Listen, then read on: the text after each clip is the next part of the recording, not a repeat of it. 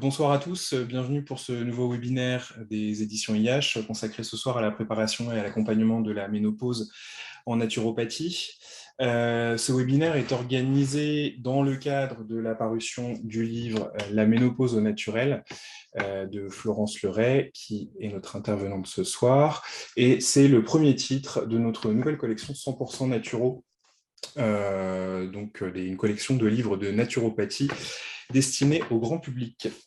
Ce soir, notre intervenante, c'est Florence Leray, naturopathe, donc l'autrice du livre La ménopause naturelle. Bonsoir Florence. Bonsoir, bonsoir à tous. Donc vous êtes naturopathe, vous avez été pendant 20 ans responsable commercial au sein d'un laboratoire spécialisé dans l'hygiène et la qualité des produits alimentaires. Vous êtes donc ensuite dirigé vers la naturopathie, puis vous avez rejoint l'enseigne Biocoop pour y dispenser des conseils sur l'alimentation, notamment les compléments alimentaires et la phytothérapie. Alors déjà, dans un premier temps, est-ce que vous pouvez nous dire, après cette carrière dans l'agroalimentaire, pourquoi cette reconversion vers la naturopathie? Alors oui, bien sûr, je peux vous le dire. Ma première expérience était vraiment déterminante, car elle a été longue et déterminante. J'ai travaillé 20 ans auprès d'un docteur vétérinaire spécialisé dans la qualité des produits alimentaires, de l'eau, de l'environnement, via l'audit des analyses. Donc, pendant 20 ans, j'ai observé et scientifiquement obtenu des réponses sur la qualité des produits et j'ai pu constater une certaine dégradation avec un impact évidemment en termes de santé. J'avais un travail qui était très prenant, très passionnant et je pense qu'au bout de 20 ans, j'avais un petit peu fait le tour de la question et en réfléchissant à un futur professionnel, je ne sais pas pourquoi, je me suis intéressée à Hildegarde de Bingen et en achetant une biographie, j'ai été mise en relation avec Mélodie Molins, donc la directrice de l'Institut Hildegardien, ça c'était en 2012. Et à ce moment-là, j'ai découvert l'Institut, la première formation qui démarrait en septembre 2012. Et donc, je ne savais pas comment, mais je savais qu'en 2014, je serais sur les bancs de son école. D'accord. Alors aujourd'hui, vous êtes donc référente Biocoop dans le Morbihan, près de Vannes, à Saint-Avé. Est-ce que vous pouvez nous dire si vous avez des clients qui viennent vous voir pour des problématiques intimes? Oui, alors c'est vrai que dans le cadre du travail, on a une approche de conseil qui est plus limitée qu'en cabinet pour une consultation, mais les personnes sont très ravies de pouvoir échanger, de savoir qu'elles échangent avec quelqu'un qui est formé. Moi, j'ai travaillé pendant 20 ans dans le conseil, donc je pense en tout cas, j'aime d'abord ce que je fais passionnément, je pense que ça se voit. Et j'aime les gens, j'aime le contact, j'aime l'échange. Donc, ça se fait assez naturellement.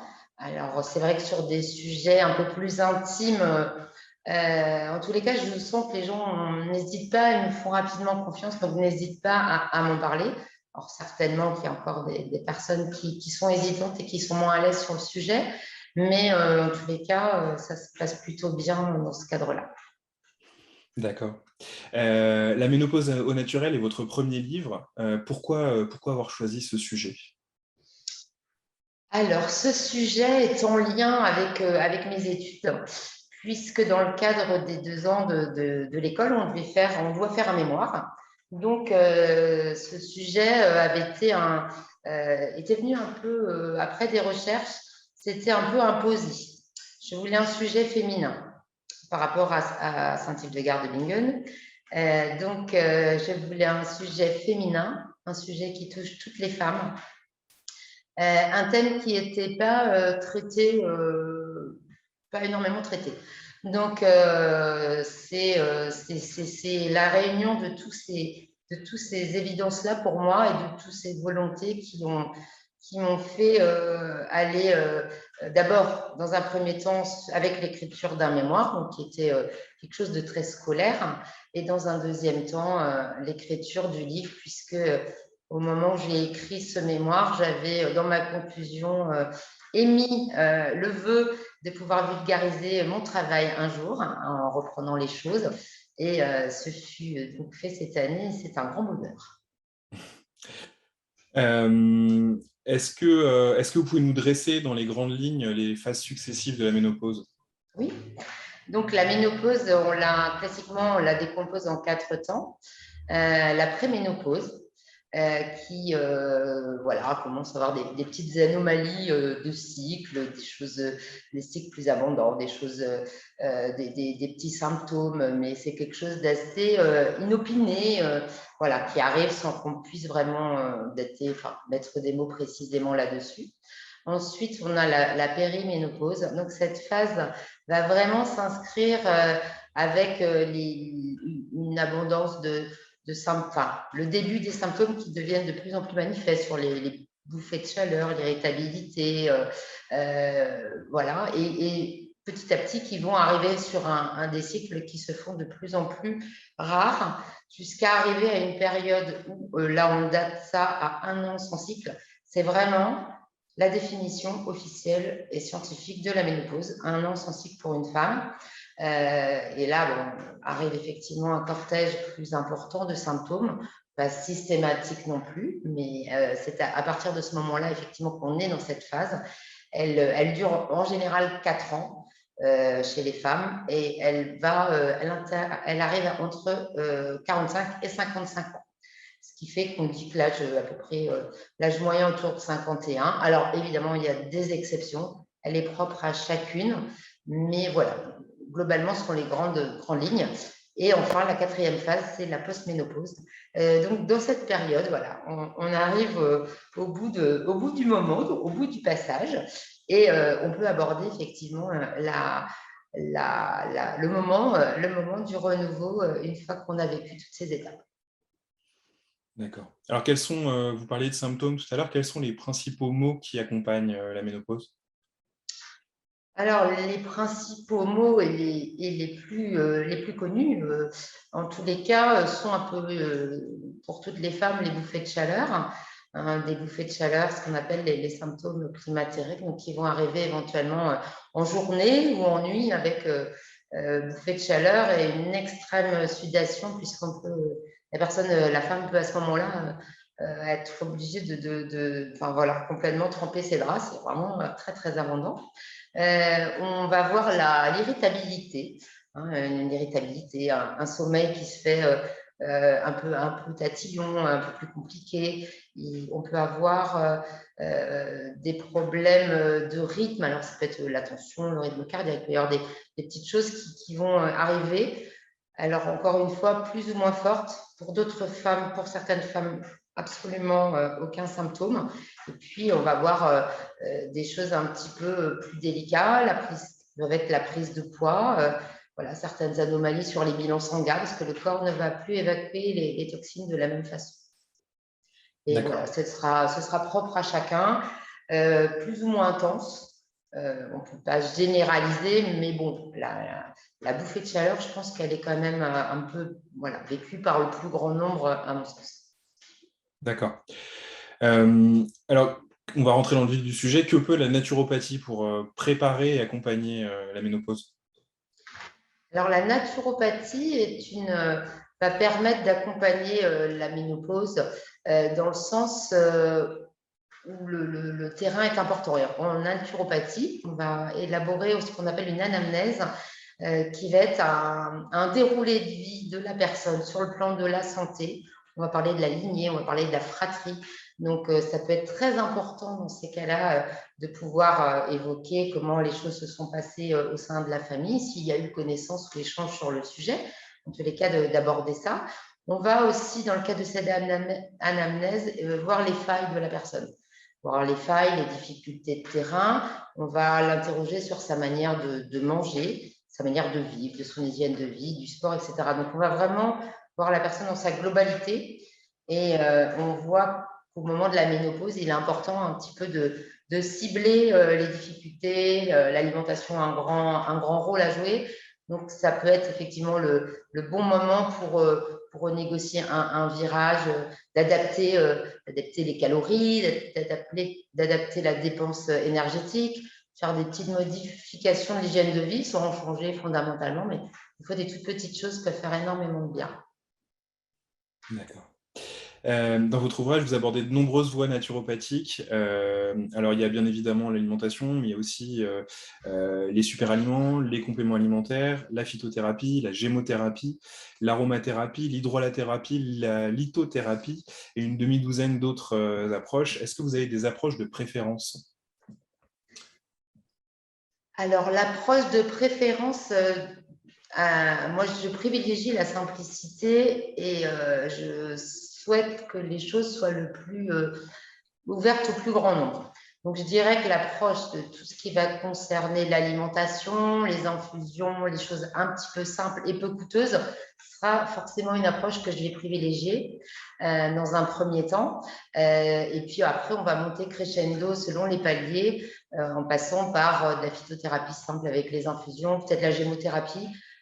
Si je devais en retenir une, ce serait peut-être celle-ci parce qu'elle est très facile à appliquer. Elle est puissante dans son action puisqu'on dit que c'est la gémothérapie permet d'égaler les huiles essentielles avec beaucoup moins de contre-indications, voire quasi peu. Et en termes de coût, je trouve ça vraiment abordable pour le plus grand nombre. Donc ça, c'est vraiment quelque chose qui est important pour moi. D'accord. Et ces approches, elles sont exclusives ou elles sont complémentaires? Alors, elles sont complémentaires. Je dirais que une possibilité, enfin, on va vraiment prendre la personne dans son individualité et en fonction du terrain, je reviendrai encore sur le terrain.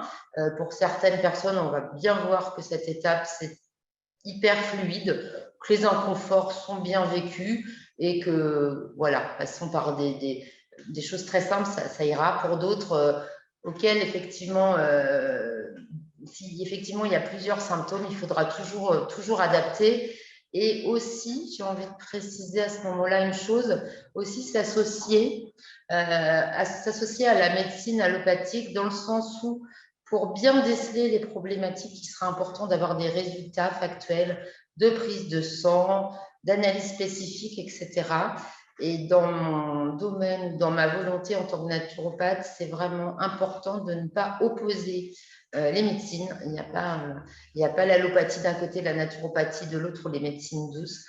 Je pense que l'avenir des métiers de tous, c'est l'ouverture et que chacun accompagne à ce moment-là son patient pour le médecin, son consultant pour la naturopathe. Voilà, je trouve ça vraiment, vraiment très, très important. D'ailleurs, je suis ravie. Ma toute jeune médecin souhaite acheter mon livre. Donc, c'est vraiment, voilà, je crois je suis dans cette synergie avec elle en tout cas. Complémentarité, oui. Alors, vous disiez tout à l'heure que l'un des symptômes qui accompagne la ménopause, qui est le plus commun, ce sont les bouffées de chaleur. Alors, ça peut être à la fois très, très inconfortable et très, très contraignant. Est-ce que vous avez des solutions un peu majeures pour traiter ça? Alors, pour les solutions un petit peu majeures, effectivement, c'est d'avoir la possibilité, donc, pour parler de la sauge, je reviens sur ça, de peut-être la prendre en tisane, alors avec certaines contre-indications pour cette plante-là. Il y a un petit geste qui est intéressant qui nous a été enseigné pendant ma formation, c'était le réflexe, parce qu'effectivement, elle peut survenir à un moment on n'est pas forcément chez soi, pas forcément confortable. Donc, avoir la possibilité de prendre une petite goutte d'huile essentielle de menthe poivrée sur les gencives, ou alors un petit spray avec un hydrolat, c'est quelque chose qui va avoir un côté rafraîchissant, un effet colline, on va dire. Donc voilà, il y a des petites mesures comme ça. Là, on sort d'une période de canicule. J'ai entendu un excellent médecin urgentiste sur une radio qui disait adapter les vêtements aussi. Dans les pays africains, on ne met pas des tenues hyper serrées qui empêchent l'air de circuler entre la peau et le vêtement. C'est aussi des choses aussi basiques que ça, des choses effectivement un peu légères. Voilà, savoir s'hydrater énormément. Donc, si c'est la tisane, ce serait d'en prendre 3 fois par jour.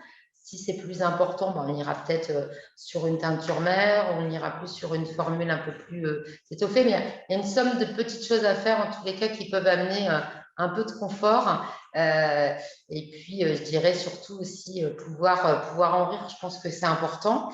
Parce que si en plus de la bouffée de chaleur, vous êtes dans le bureau avec les collègues et vous êtes hyper gêné par ce qui se passe, la bouffée de chaleur, elle va être décuplée encore plus, ça c'est certain. Ouais. Alors, Marjorie demande, qu'est-ce qu'on peut prendre en remplacement de la sauge pour les femmes qui ont eu un cancer hormonodépendant? Alors, pour prendre par rapport à un cancer hormonodépendant, alors c'est vrai qu'il y aura effectivement cette limite là qui sera, enfin cette limite, cette contre-indication. On va pouvoir aller sur des plantes qui vont amener une certaine.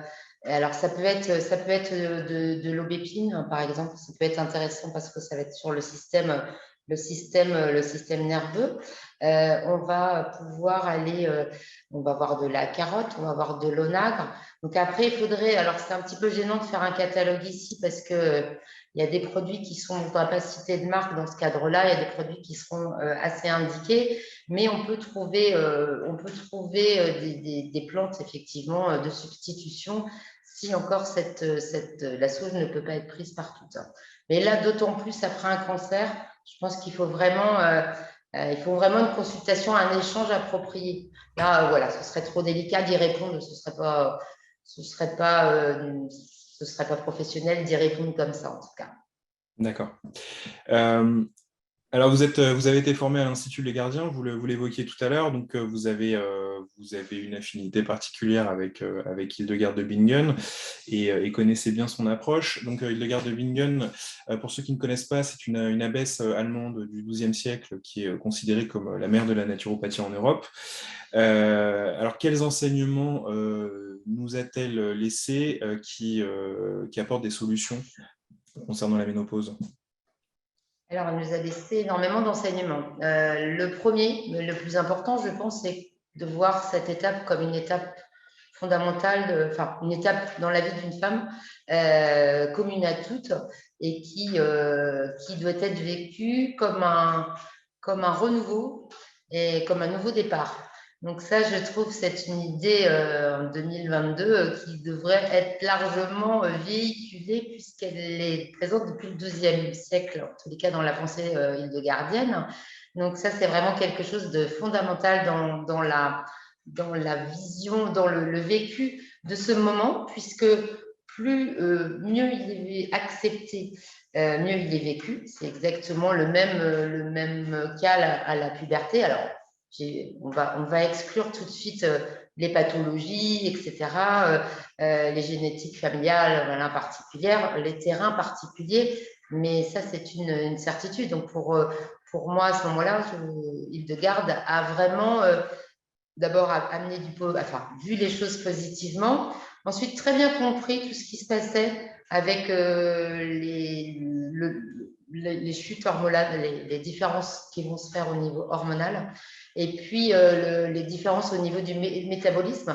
L'importance à cette époque de trouver des moyens de détoxifier le corps, parce que les émonctoires vont fonctionner vraiment différemment à partir du moment de la ménopause. Et elle apporte des solutions Moyen-Âge qui sont alors très peu connues aujourd'hui, mais qui sont très, très importantes. D'accord. Et si vous aviez une recette hildegardienne emblématique, qu'est-ce que ce serait sur ce sujet de la ménopause? Alors, une recette de gardienne, il y en a beaucoup, mais je vais essayer d'en répondre qu'une. Pour ce cas précis, quelque chose que j'ai testé même pendant la formation, puisque j'ai toujours été intéressée par les expériences, une expérimenteuse, pour pouvoir aussi mieux proposer quelque chose et pour l'avoir vécu en interne. Donc, moi, j'apprécie particulièrement le prélèvement hildegardien qui se fait à un moment de lunaison spécifique, qui est un prélèvement de 250 ml de sang. Donc, juste pour dire un don du sang, c'est 400 ml. Donc voilà, on n'est pas sur une. Mais le prélèvement se fait à un temps précis avec un petit régime alimentaire adapté juste la semaine avant.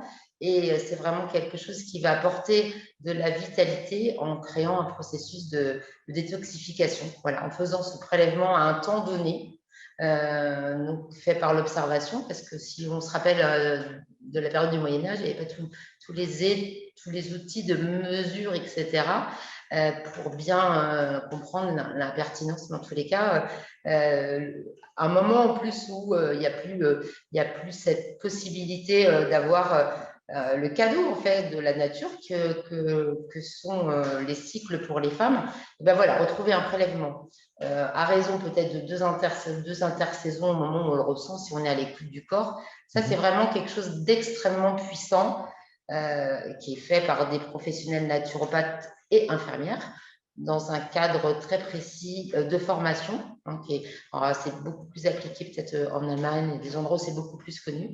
Mais voilà, j'aurais envie de le communiquer au plus de femmes possible. D'accord. Et si vous n'aviez qu'un conseil à donner, quel serait-il? Alors, le premier conseil, ou le seul, ou ce qui me paraît le plus important pour moi, ce serait de dire les choses, c'est-à-dire voilà, mettre des mots sur des mots, pouvoir. Moi, j'aimerais que les femmes puissent le dire, hein, pas prendre un micro et dire aux collègues, attention, je suis ménopausée, voilà. Pas forcément, mais d'avoir cette aisance pour le dire, cette aisance pour bien identifier les différents symptômes, parce que je dirais que là, il y a une grosse partie du chemin qui serait fait à partir du moment où on communique, à partir du moment où on est à l'aise pour en parler. Là, on peut trouver les solutions, quelles qu'elles soient, hein. Certaines vont peut-être choisir un accompagnement allopathique. Je veux dire, moi, je n'ai pas d'opposition, encore une fois, sur la manière dont les personnes vont faire le chemin. Évidemment, qu'en tant que naturopathe, je vais avoir une autre approche, mais il est peut-être des cas extrêmement spécifiques où il faudra de toute façon avoir recours à une autre thérapeutique. Et ça, voilà, il ne faut pas être fermé. J'apprécie particulièrement l'ouverture. Et il ne faut jamais être fermé sur qui que ce soit et jamais opposer qui que ce soit. Mais je pense, ouais, mon conseil, c'est d'être à l'aise et de le dire. Et l'objectif, un des premiers objectifs de mon livre, c'est voilà, de donner un outil aux femmes et qu'autour de ça, on puisse en parler à sa sœur, à sa mère, à ses copines, à ses collègues et à une femme voilà, qu'on connaît un jour, qu'on croise dans un train avec laquelle on passe des vacances, j'en sais rien, bref, au plus de femmes possible, à partir voilà, que les femmes acquièrent de plus en plus de connaissances, s'approprient, se réapproprient du savoir, parce que je pense qu'il y a l'idée d'une réappropriation et puissent être des formatrices, des naturopathes, des conseils pour leurs amis et leurs proches. D'accord. Et si vous n'aviez qu'un produit à conseiller? Alors, s'il n'y a qu'un produit, effectivement, je reviendrai sur la sauge parce que c'est vraiment, dans les traditions, on considérait la femme sage, en fait. C'est un peu la symbolique de cette plante. Alors, effectivement, sur un plan symbolique, voilà, on a parlé d'une exclusion tout à l'heure, d'une exception pour cette plante. Il y a d'autres choses à faire, mais bon, je partirai quand même sur cette plante, surtout pour toute la symbolique qu'elle représente à ce moment-là de la vie. D'accord. Alors pourquoi la ménopause est un sujet si compliqué à aborder dans la sphère publique et quel regard vous proposez pour changer la vision de la société sur cette étape de la vie des femmes? La ménopause, elle est comme tous les sujets qui traitent de l'intime. Donc voilà, ça touche au plus profond de la femme. Donc c'est pas toujours simple d'en parler. Et il y a eu bon, c'est en train de changer, mais pendant très longtemps, ce temps de ménopause était associé au temps dans la vie où les enfants partent du nid, ou en tous les cas pour les études supérieures. C'était associé à des clichés. Il y a 30 ans, il y a 20 ans, dans les écoles, la ménagère de plus de 50 ans, on commence à plus entendre ça, mais c'était toujours associé à quelque chose un peu négatif, un peu comme une fin, un peu, bah, voilà, comme une femme qui ne peut plus avoir d'enfant et voilà, qui allait comme un pas vers le vieillissement. Et pour autant, si on se relie à Hildegarde, aux Chinois pour lesquels c'est le nouveau printemps, Hildegarde, elle parle de renouveau, de démarrage de projets, etc., des choses extrêmement positives. Donc, je pense qu'il est précieux, urgent que voilà, tout le monde puisse dire, bon, voilà, c'est une étape nouvelle de la vie, je vais la vivre comme une étape, je vais l'accueillir, je vais la vivre bien, je vais me faire accompagner si besoin, encore une fois, parce que certaines femmes me disent, bah non, c'est pas passé grand-chose, ça s'est arrêté, les cycles, et puis bon an, mal an, j'ai continué, etc. Donc voilà, j'espère vraiment que ça puisse être véhiculé le plus possible de cette manière-là. Et puis là, je pense que ce sera une énorme avancée. D'accord. Il y a un sujet dont on n'a pas beaucoup parlé finalement, c'est la préparation, parce que j'imagine que ça a son importance. Oui, tout à fait. Tout à fait. Alors, dans le livre, j'ai souhaité faire les choses sur le thème du sérieux et aussi d'une certaine joie, chère à Hildegarde, tout simple, déjà en parlant du corps, de ce qui se passe. Et pour moi, je pense qu'encore aujourd'hui, en 2022, il y a une méconnaissance de son corps, de comment il fonctionne et des étapes et des cycles, etc. Donc, il y a une première partie qui est un peu scientifique qu'on a essayé, grâce aux illustrations, de rendre assez ludique, assez sympathique à appréhender. Donc ça, je pense que c'est absolument capital. Cette connaissance. Pour moi, la préparation, elle commence par là. Effectivement, si on commence un petit peu à se dire, en 4-5 ans, là, il faut peut-être se dire, bon, soit on a déjà fait du sport, soit on commence à s'y remettre, soit sur l'alimentation, on regarde un petit peu avec cette connaissance, ça va changer, donc il faudra que je fasse ça. Voilà, en allant consulter, alors une experte en nutrition, une naturopathe, voilà, en s'ouvrant un petit peu aux choses et pas en découvrant un matin que voilà, comment ça se fait, je ne sais pas. Donc, ne pas avoir cette inquiétude, les choses vont arriver, c'est naturel, c'est commun à toutes. Voilà. Je pense que c'est important de préparer le terrain. On parle beaucoup de terrain chez les naturaux. Voilà. Préparer le terrain, je pense que c'est bien en anticipant un petit peu les choses.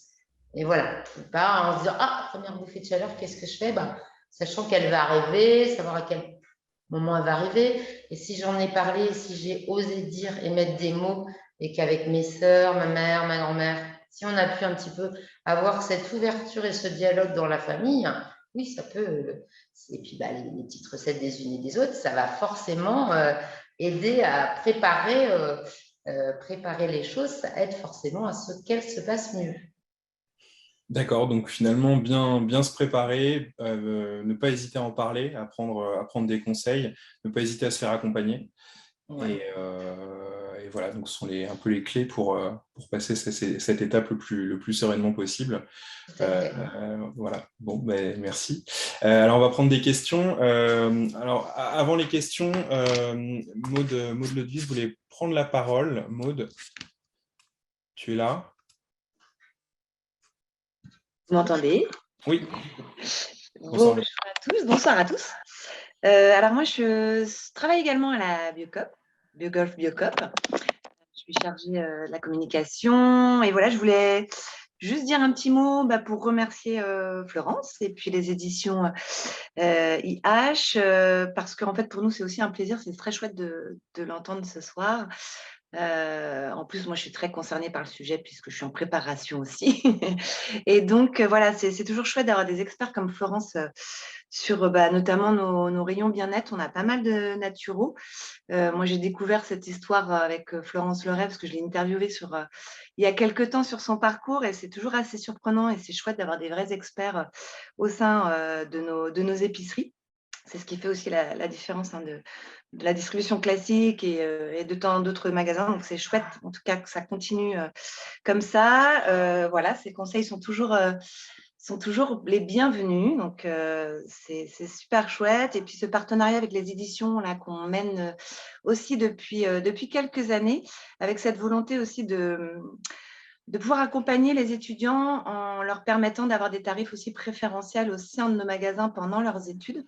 Donc, ça leur permet à la fois, donc peut-être aussi de faire des tests sur les études qu'elles sont en train de réaliser. Puis ça permet aussi une démocratisation, une diffusion des produits qui peuvent être proposés, notamment par Florence, puisque Saint-Allais, je pense que c'est le magasin où les étudiants se dirigent le plus. Donc voilà, je voulais simplement vous remercier tous les deux. Et voilà, que tout ça continue et qu'on essaime encore plus cette naturopathie un peu joyeuse. Voilà. Merci Maud. Merci. Alors, on va passer aux questions. Sébastien Elisabeth demande « Que pensez-vous du YAM ?» Alors, ça tombe bien, vous en parlez dans le livre. Oui, tout à fait. Alors, ce que j'en pense, ça va être très intéressant, mais je n'ai pas spécifiquement beaucoup de retours sur dans les utilisateurs et dans les connaissances, je n'ai pas eu spécifiquement beaucoup de retours sur ce produit, mais il est très intéressant. Utilisé plutôt, je dirais, pour employer un terme un peu allopathique, un peu en deuxième intention, quand les choses plus simplistes n'ont pas forcément fonctionné. C'est beaucoup dans ce cadre-là que je l'ai observé. Donc, intéressant, effectivement. Donc, à Actae Agrap, si je ne m'abuse, c'est son autre nom.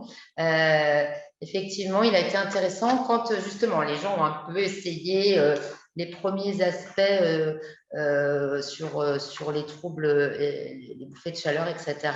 Donc, il a sa place, tout à fait sa place cette plante a tout à fait sa place dans la pharmacie, dans la trousse de la femme en ménopause.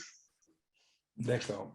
Alors ensuite, Laurence demande « Il semblerait que le prélèvement Hildegardien n'est pas conseillé après 50 ans. » Est-ce que vous avez…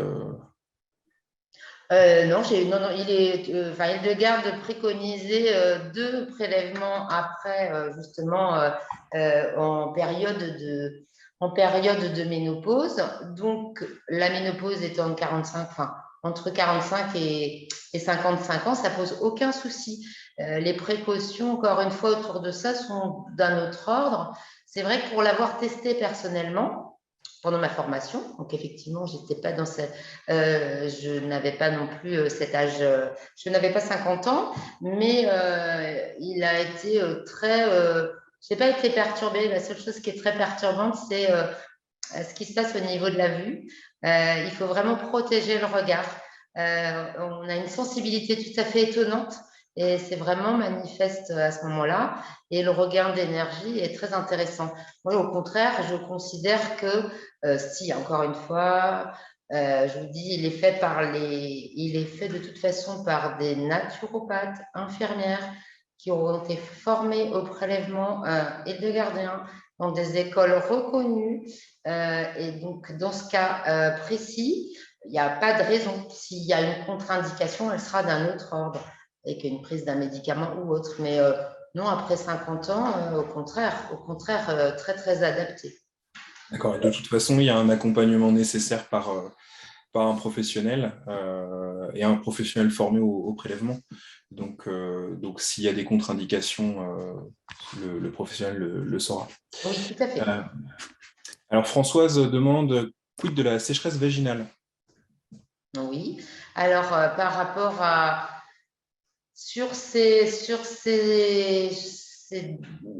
soucis intimes, pour ce qui est de la plupart des femmes, elles ont souvent recours à des produits pour faciliter effectivement le rapport amoureux, éviter les douleurs, etc. Il y a une huile qui est intéressante et qui est intéressante pour toutes les muqueuses. Je ne suis même pas certaine d'en avoir encore parlé dans le livre. C'est l'huile d'argousier. L'huile d'argousier est une huile qui spécifiquement intervient pour les muqueuses.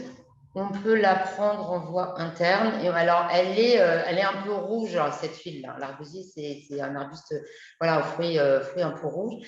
Et cette huile est tout à fait indiquée pour cette problématique-là.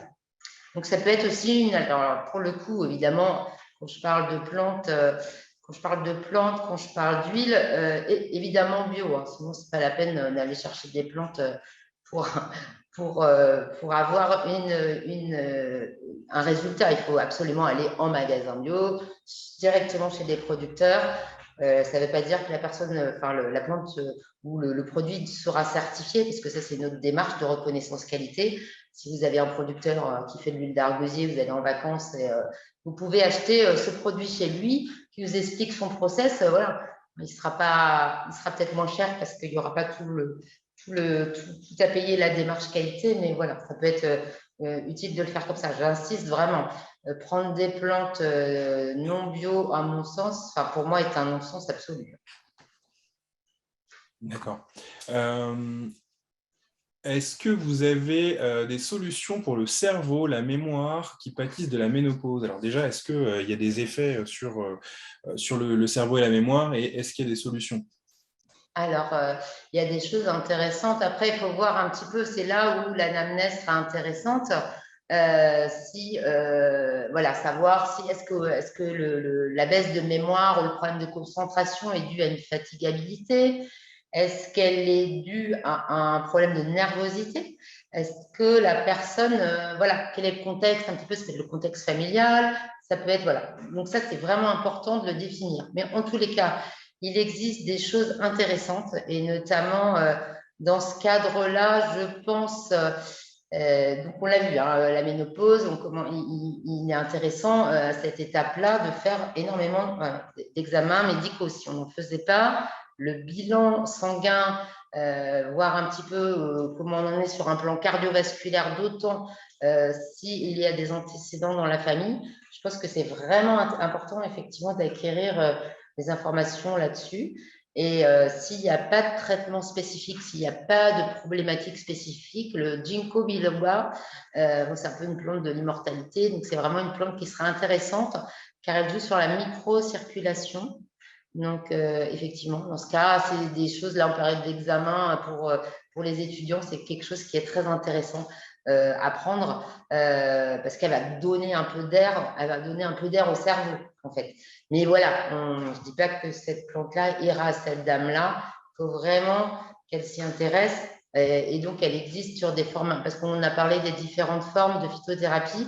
Et des fois, les gens me disent, me font des retours à ce truc-là, ça n'a pas marché pour moi. Donc, attention aussi à. Souvent, quand on creuse un peu, on se rend compte que ce n'est pas la plante qui n'a pas fonctionné, c'est la thérapeutique qui n'était pas la bonne. Voilà, donc la personne l'a peut-être pris en tisane, mais ce n'était pas assez. Elle l'a peut-être pris en forme de gémothérapie ou de teinture mère, mais pas de la bonne façon. Donc c'est important, effectivement, à chaque fois. Pour moi, en naturopathie, quand vous allez quelque part, si vous allez voir un thérapeute, il vous j'allais dire une bêtise, il vous propose une plante. Il est important que la personne vous donne le nom latin. Ça évite bien des problèmes. Parce que si vous allez à l'étranger, n'importe où, le latin, c'est international. Le nom latin d'une plante, là, il n'y a pas de source d'erreur possible. Donc ça, c'est déjà vraiment pour moi important. Moi, je ne sais pas, j'étais ravie parce que quand j'en faisais jusqu'au lycée, je me disais, ça ne me servira jamais. Ça m'a bien servi parce que dans mon métier précédent, les bactéries, elles sont tout le temps dénommées en latin. Et c'était d'une fluidité de ce fait. Et dans la formation naturo, il fallait aussi qu'on apprenne toutes les plantes en latin pour cette raison, pour qu'il n'y ait pas d'erreur. Donc ça, c'est vraiment quelque chose d'important. Donc le nom, pas d'erreur comme ça sur la plante et la bonne posologie. Parce qu'on voit très souvent arriver des personnes, quand j'échange avec des gens, j'étais en cabinet, je me suis un petit peu arrêtée, je suis dans le magasin depuis quelques temps, je reprends, je pense à la rentrée des consultations. Pour moi, c'est important, vraiment important. Alors justement, en fait, pour revenir sur ce que vous venez de dire, il n'y a pas qu'à l'étranger que ça peut être important. C'est-à-dire que si la moitié du nom de la plante est mâché, ça peut aussi causer des problèmes. Parce que par exemple, tout à l'heure, quand vous parliez de sauge, il y a plusieurs types de sauge. Donc c'est vrai que c'est aussi en ça que le nom latin peut être intéressant parce que ça force à définir précisément la sauge dont il est question. Tout à fait. De toute façon, la sauge officinale, on peut la trouver que chez les pharmaciens. La sauge clarée, on peut la trouver autrement. Mais c'est vrai que je suis d'accord. D'ailleurs, quand j'en ai parlé, excusez-moi, je n'ai pas fait la précision à ce moment-là. Et effectivement, c'est très, très important. Je crois que vous l'avez précisé, je crois. Ouais. Je l'avais précisé, peut-être, c'est possible. Alors, on nous pose la question de l'ostéoporose. Alors, est-ce qu'il y a des conseils en naturopathie pour prévenir l'ostéoporose et est-ce qu'il y a des conseils également sur le type de sport qu'il pourrait être intéressant de pratiquer? D'accord. Alors, l'ostéoporose, effectivement, là encore, c'est quelque chose qui va certainement s'intensifier à ce moment-là. S'il y a un terrain, s'il y a une mauvaise alimentation, s'il y a une alimentation, enfin, si l'équilibre acido-basique est fondamental en naturopathie, c'est-à-dire qu'on n'amène pas trop d'acide au niveau du corps, puisque l'acidose fait le lit des maladies. C'est-à-dire que si on a un équilibre, tout naturopathe vous le dira, si l'équilibre est le plus respecté possible, il n'y aura pas de maladie. On sait très bien qu'il y aura dans les facteurs de l'acidose, il va y avoir l'hygiène de vie, la manière, enfin l'hydratation, un facteur génétique bien évidemment, le facteur stress, le tabac, l'alcool, voilà, il y a vraiment beaucoup de facteurs. Donc moi, c'est important d'avoir cette connaissance-là pour déjà, et le plus tôt possible dans la vie, si possible, si on nous l'inculque dès la petite enfance, ça va juste être génial. Donc plus tôt on l'a, mieux on peut équilibrer son alimentation et effectivement prévenir, ou en tous les cas, si on ne peut pas écarter l'ostéoporose, on pourra en tous les cas l'atténuer. Donc ça va être important. Et à partir de là, sur l'alimentation, pour moi, c'est peut-être la part majeure à faire là-dessus, et le plus tôt possible. Donc, à partir du moment où on a les infos, là, il faut vraiment essayer de se faire aider, de voir un petit peu vraiment l'hygiène de vie. Après, il y a des choses qui vont être intéressantes pour prévenir, en fait, pour se reminéraliser, en fait. Il y a la phase inflammatoire sur laquelle on peut avoir une action, parce que plus on limite les phases inflammatoires, moins il y aura un processus de dégradation, et la phase de reminéralisation. Et puis aussi savoir qu'il y a des possibilités de soins qui ne sont pas très connues, mais sur lesquels j'ai des retours extraordinaires, qui sont les hydrotonies percutanées. Là encore, une solution intéressante pour faire des injections d'eau de mer dans les endroits où c'est le plus... il y a le plus d'articulation, voilà, il y a le plus d'eau abîmée, entre guillemets.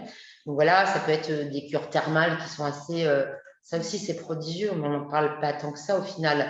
Ça peut être des bains avec des plantes pour se reminéraliser. Donc voilà, moi je dirais, il y a le gros travail à faire sur le terrain, un gros travail à faire pour atténuer les douleurs, parce qu'on n'est pas sur Terre pour souffrir, donc il y a quand même des possibilités pour alléger un petit peu ça. Et puis, toute une autre panel de choses à développer et à connaître, quoi. Mais ce n'est surtout pas une fatalité. Et voilà, on peut atténuer. On peut aussi, voilà, il y a des solutions. Chez Hildegarde, il y a le bouillon de pied de veau, qui est une recette intéressante, en fait, pour les processus de dégradation du cartilage, par exemple. Et voilà, on peut renourrir tout ça. Il y a des solutions positives à connaître. Et d'après les retours qu'on a, les bouillons de pied de veau fonctionnent vraiment de manière assez étonnante. Et en matière de sport, est-ce qu'il y a des sports du coup un peu plus indiqués pour l'ostéoporose? Alors, pour l'ostéoporose, on va toujours avoir, alors effectivement, ça encore, on va dépendre du niveau d'ostéoporose, du niveau de douleur. Je pense que peut-être, et puis dans le cadre d'un sport, la pratique physique, pour que l'on puisse en faire, il faut d'abord que ce soit quelque chose qui vous fait plaisir. À partir de là, il faut voir après les capacités de chacun. Peut-être que les sports, je pense à la marche, la marche classiquement, le vélo, les sports dans l'eau, la natation, l'aquagym, quand on a la chance d'habiter en bord de mer, Ça peut être la marche dans l'eau. Alors, je l'ai perdu le nom. Pierre, vous allez peut-être m'aider. Blanche-Côte, ouais, c'est ça. Ouais.